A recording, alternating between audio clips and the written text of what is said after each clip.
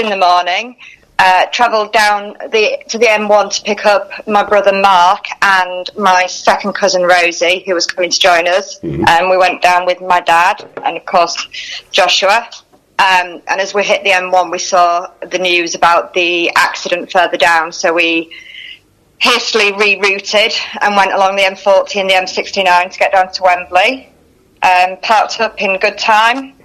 Went and had some lunch with further extended family, 2 aunts, a great uncle and aunt, and some other relative. So loads of you, the full Scott gang. Somebody else who's some tenuous link to me, but there we go. So it's a real family affair following Hull FC for you guys, isn't it? Well, most of them aren't Hull FC fans. Oh, really? They're all rugby union fans. Ah. But my great uncle, interestingly enough, was at the 1959 Cup final. Wow, there you go. Flipping out. Yeah, so he's seen both sides of the Hull Wigan finals. Yeah, well, we've had someone now who's seen them all. There you go. we've got the collection there. And then you got to meet us, of course. I did, yeah. That was obviously the highlight of the day. You charmer. What a privilege it will have been for us. Actually, it was a privilege for us. I'm not sure how much it would have been for you, but it was for us. So we all made our way into the grounds after a little chat and a little catch up, didn't we? It was a lovely sunny day. Whereabouts were you right behind the sticks? Whereabouts were you guys sitting? We were in the top tier in the corner. We were about a block over from where we'd been last year. Unfortunately, none of the escalators were working, so by the time we got up there, we were all dripping in sweat. Oh, it would have been gassed. Well, ours were working very well in the Wigan end, but that might be the only highlight, really. Yeah, at least we got out quick. Yeah, we did get out sharpish. Yes. So, to kick off then, fantastic atmosphere, I thought, prior to the match, and then disaster strikes from a Hull FC point of view as Bateman goes over on the back of a great kick and an offload. What were your thoughts at that point? Because that's an early disappointment, to say the least. First time. Central couldn't catch the ball the first time. Yeah, just the first time. Yeah. He's getting them in. Yeah. We're used to going a score down in matches at the moment, so at that point it was still okay. All right. Still confident. And then it turned around pretty quickly after that point, didn't it? Because your forwards started to boss it. How did you feel when Sneyd started to kick us to death? Yeah, I thought Watts particularly was really immense in the amount of yardage he made going forward, which obviously therefore let Sneyd kick the ball wherever he wanted. And Talanoa's jump to take the ball for the try was a really good kick, a good kick chase and jump. What did you think, Joshua? He jumped over Lee Marshall's head.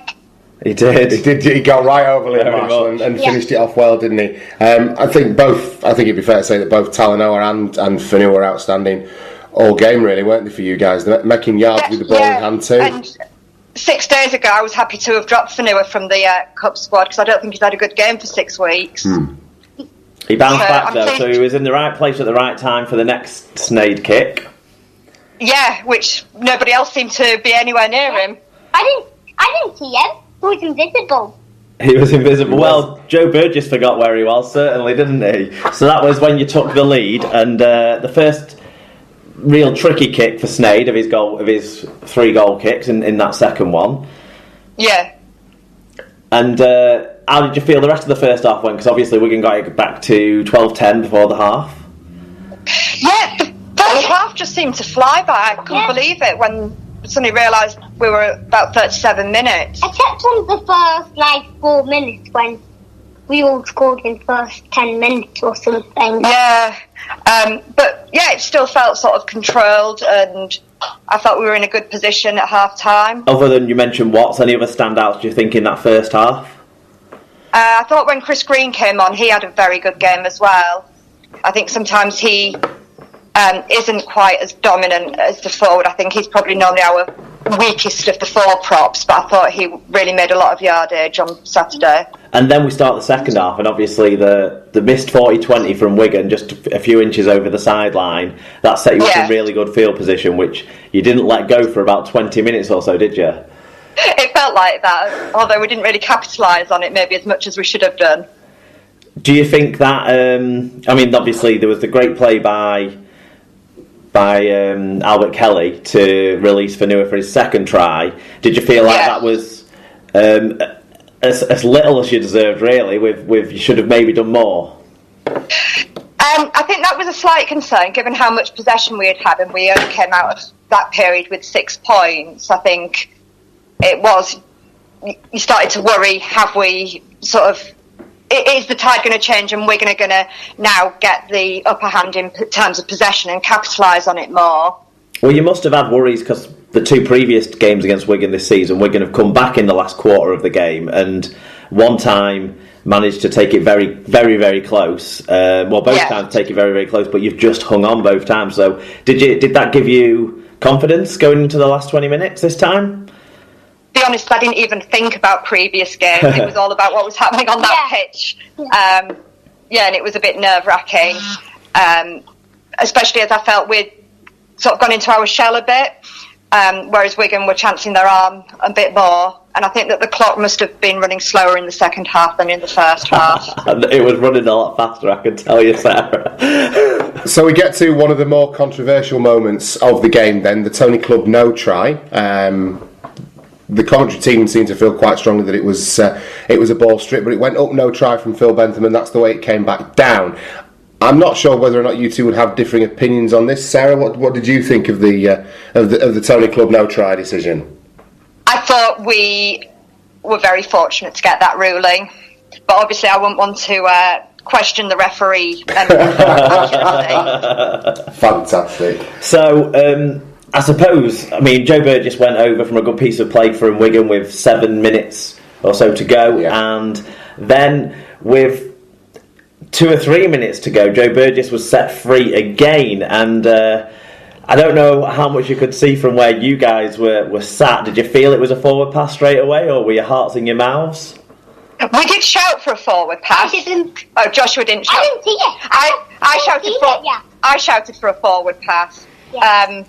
But you're never sure whether it's going to be given or not. But Bentham thankfully called it very, very quickly. So that was a bit of a relief. I was perfectly in line with that, and I didn't get out of my seat at all. I was crestfallen. So, only a couple of more minutes to hold out. There was another assault on the line with George Williams getting held up just short of the line again. So, nervy last couple of minutes. How did it feel when that final whistle eventually went? Well, I wondered why Talanoa didn't just take the tackle on the halfway line and why he decided to try and make a breakdown pitch when he then offloaded to Liam Watts, and there was far too many Wigan shirts around for my liking. And then the hooter went. So, how did that feel, Joshua? I thought he should have taken the tackle, and that good. Good. Were you jumping and singing at that point? Yeah. Definitely so, and of course that's back-to-back cup final wins for Hull FC now, and back-to-back Lance Todds for Mark Sneyd. Would you say that he was a deserved man of the match, guys, or is there anyone else that stands out? I think this year he was completely deserving of it, actually. I think he controlled the game. He put the ball where he wanted the ball to go. Like the 240-20. Yeah, the 40-20 was massive, wasn't it? Yeah. I hadn't realised he was in the 40 when he kicked it. I thought it was just a good pressure-relieving kick until the players started getting excited, and then I realised. I thought he was like 20 metres away from the line. It did feel like it got back to him very quickly, didn't it? And so Sneyd was excellent. Who else do you think was very good for you guys? Who do you think, Joshua? Mahi Fanua. Yeah, he took his second try very well, didn't he, Josh? Yeah. What about then? We'll fly forward a couple of days to today. You've been down. You've taken some wonderful pictures and videos and stuff for our Instagram feed. So thank you for doing that at the celebrations. How was that this afternoon, Joshua? It was really good. How many people were there? 25,000. Wow, that's as many were at Wembley. It's as many as were in Blackpool to see Will Smith yesterday evening, apparently. Well, But there's another story for us. Well, listen, congratulations both of you. We'll let you go back to enjoying your evening, because Sarah, you very kindly joined us on your birthday, so that's real commitment to the Super League pod. I think it's only fallen on one of our birthdays that we've ever had to record it on. And Sarah's done it twice. Exactly, and you've done it twice now. Exactly. Last year wasn't my birthday; it was just my celebration. Same thing. Oh well, then okay, we'll just call it one then in that case. So we'll level you and I. Well, listen, Sarah and Josh, thank you so much for joining us, and enjoy the afterglow of the celebrations, and hopefully a kick on to the grand final now. Well, that's what Mr. Pearson told us this afternoon. Yeah. Wonderful. So hopefully we'll speak to you again in October, if not sooner. All right, thanks. Cheers, guys. Bye.